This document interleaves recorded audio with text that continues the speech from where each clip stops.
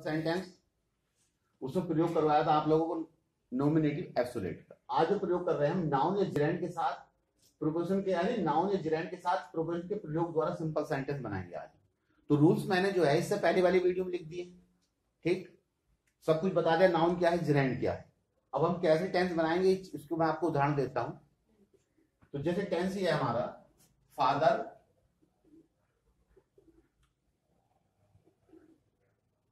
Is इल, पिताजी बीमार, he has high fever, उन्हें तेज बुखार। पिताजी बीमार है, उन्हें तेज बुखार। तो ये आपके दो टेंस हुए। इसका हम दो टेंसों का एक सिंपल सेंटेंस बनाएंगे और इसमें नाउन या प्रोपोजिशन का प्रयोग करेंगे। अब देखते ये हैं हम कि इसमें किस चीज का प्रयोग होगा। तो इसमें जो प्रयोग होगा नाउन का प्रयोग होगा। वो कैसे प्रयोग होगा? पिताजी जो हैं तेज बुखार से बीमार हैं। तो जब भी कोई व्यक्ति किसी भी बीमारी से पीड़ित होता है, जब भी कोई व्यक्ति किसी भी बीमारी से पीड़ित होता है, हमेशा प्रोपोजिशन विद का प्रयोग करते हैं। बात समझ आई? जब भी कोई व्यक्ति किसी भी बीमारी से पीड़ित है तो हमेशा प्रोपोजिशन विद का प्रयोग करेंगे, और जब भी कोई व्यक्ति किसी भी बीमारी से मरता है तो हमेशा प्रोपोजिशन ऑफ का प्रयोग करते हैं। मरने पर ऑफ और पीड़ित होने पर विद। तो इसमें जो है पीड़ित है तो विद का प्रयोग करेंगे। तो फादर इज इल, क्या आएगा? Father is ill with high fever. तो ये आपका हाई फीवर जो है ये क्या बन गया? नाउन बन गया। क्या चीज हुआ ये? नाउन। कौन सा नाउन हो बता सकता कोई? हाई फीवर एब्स्ट्रैक्ट नाउन, भाववाची संज्ञा। बुखार को जो हम ना देख सकते ना छू सकते, केवल महसूस करते हैं, और जो चीज महसूस होती है वही एब्स्ट्रैक्ट नाउन कहलाता है। दूसरा आता हम हमारा Sohan, BOUGHT, bought a pen. Sohan ने एक पेन खरीदा। He spent 10 rupees. उसने 10 रुपए खर्च किए। सोहन ने एक पेन खरीदा और उसने 10 रुपए खर्च किए। तो सोहन ने 10 रुपए में एक पेन खरीदा। अगर हिंदी लिखते हैं आपकी तो क्या लिखोगे? सोहन ने 10 रुपए में एक कलम खरीदा। अगर उसकी बात आती है प्रोपोर्शन की तो इसमें में आ गया तो इन आनी चाहिए। लेकिन हमेशा ध्यान रखो, जब भी हम कोई चीज खरीदते हैं तो हम मे का प्रयोग नहीं करने के, हमेशा प्रोपोजिशन फोर का प्रयोग करेंगे। काय का प्रयोग करेंगे? फोर का। Sohan bought a pen for 10 rupees. तो ये भी आपका जो है नाउन बन गया। क्या बना? नाउन। तीसरा आता हमारा the teacher gave, the teacher taught me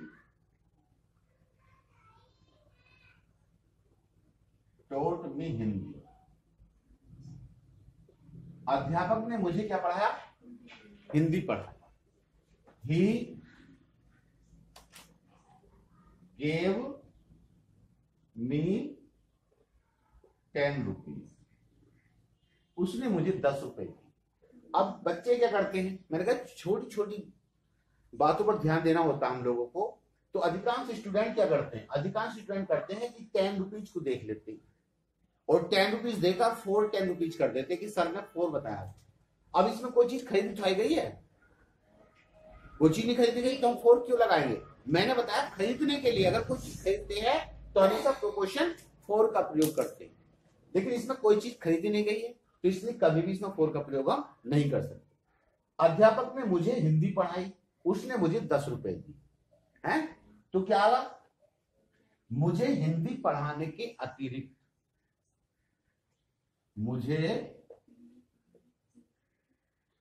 Hindi पढ़ाने के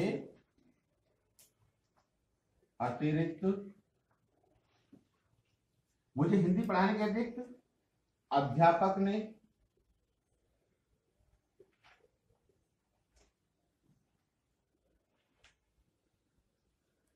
अध्यापक ने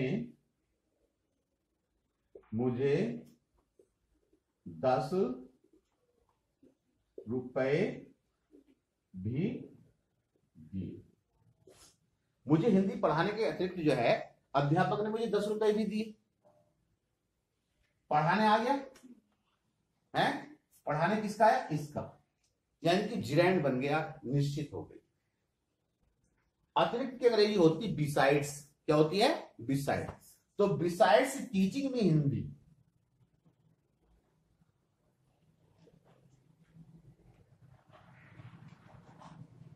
बिसाइड्स फर्स्ट फॉर माइन जोड़ेंगे ना, teaching me Hindi, comma the teacher gave me 10 rupees. ये बात आपको क्लियर हो गई, यहां तक तो कोई प्रॉब्लम नहीं है। चौथा वाक्य आता है, ठीक है ना, इसमें भी हो गया, मतलब बिसाइड्स क्यों लड़ा, बिसाइड्स की अंग्रेजी अतिरिक्त, बिसाइड्स की अंग्रेजी क्या है, अतिरिक्त। अब इसमें आता है टेंस है,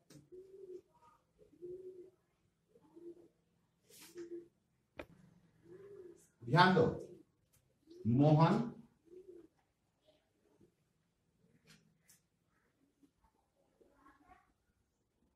वर्कड हार्ड, मोहन ने कठिन परिश्रम किया। ही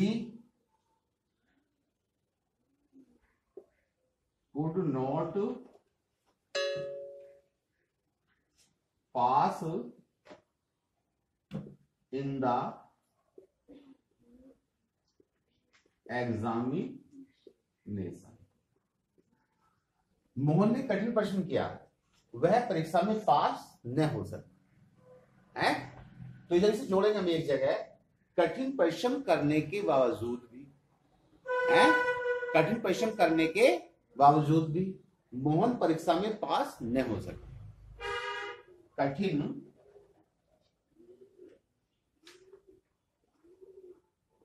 परिश्रम करने के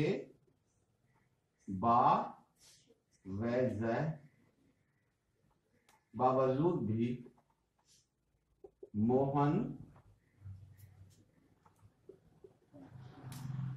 परीक्षा में पास न हो सका। तो बावजूद की अंग्रेजी जो है, तो कठिन परिश्रम करने, तो जिरैंड बन गया इसका भी, तो इसकी बनाएंगे हम, जिरैंड बन गया, वर्क है ना, तो फर्स्ट फॉर्म लगाएंगे, जिसमें लगाएंगे। अब बावजूद की अंग्रेजी होती इन स्पाइट ऑफ, क्या होती है, in SPITE, in spite of, ठीक है ना, in spite of working hard, working hard, comma Mohan could not pass in the examination। यहां तक बात समझ में आ गई? उतारना चाहो तो उतारो पहले आप। Sita worked hard, Sita worked hard, she pass, Sita ने कठिन परिश्रम किया, वह पास हो गई। तो कठिन परिश्रम करने के पश्चात क्या है, कठिन परिश्रम करने के पश्चात। अब ध्यान दो, करने आगे इसमें वह सीता पास हो गई। कठिन प्रश्न करने के पश्चात सीता पास हो गई। तो आफ्टर क्या जाएगा, आफ्टर वर्किंग हो जाएगा ना, जेड बन गया आपका जो हार्ड कोमा सीता पास। बात समझ में आएगी। अगला है, ये कौन सा उदाहरण था आपका,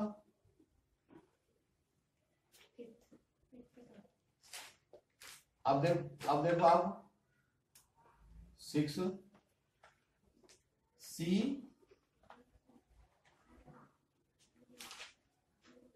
heard the news, she heard the news, उसने समाचार सुना। हर हस्बैंड डाइड, उसका पति मर गया। सी फैंटेड, सी फैंटेड, वह मूर्छित हो गई। उसने समाचार सुना, उसका पति मर गया, वह मूर्छित हो गई। अपने पति की मृत्यु का क्या है, अपने पति की मृत्यु का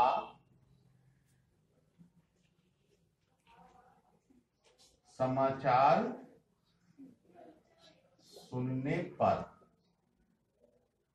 वह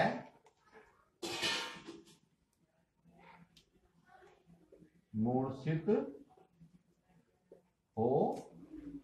गई। अपने पति की मृत्यु का समाचार सुनने पर वह मूर्छित हो गई। तो इसमें नाउन भी बना है, इसमें जिरैंड भी बना है। सुनने तो क्या बन गया आपका, जिरैंड बन गया। अपने पति की मृत्यु तो ये आपका बन गया नाउन, ठीक है ना। तो सुनने पर ओन आ गई, on hearing the news, on hearing the news of her husband apostrophe s death. ये आपका जो क्या बना, नाउन बना है।